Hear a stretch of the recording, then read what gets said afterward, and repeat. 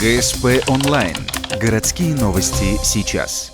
Четверг, 10:00. Гуманитарно-педагогический лицей. Торжественная линейка по случаю 1 сентября. На лицах учеников радость с грустью пополам. Кто-то тоскует по прошедшему лету, а кто-то потому, что это его последний школьный день знаний.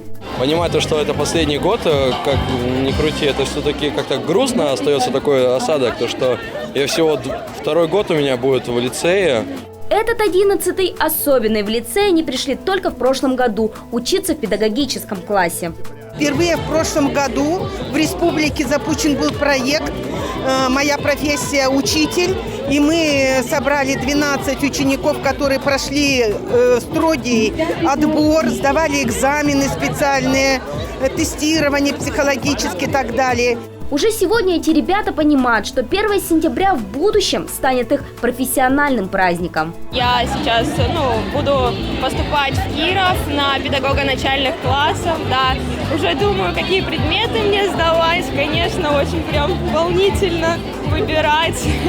Но кому-то радоваться этим школьным стенам придется еще не один год. В лицее встречают новую партию пятиклассников. Уже сегодня им дают гордое звание лицеист. Всего же в Ухте за парты в новом учебном году сядут более 12 тысяч учеников в 27 учебных учреждениях. На свои первые уроки уже завтра отправятся более 1000 первоклашек. Но сегодня о чистописании они еще не думают, как и старшеклассники, об алгебре и геометрии. Сегодня праздник и единственный для всех урок мира. Ну что, на старт, внимание, класс!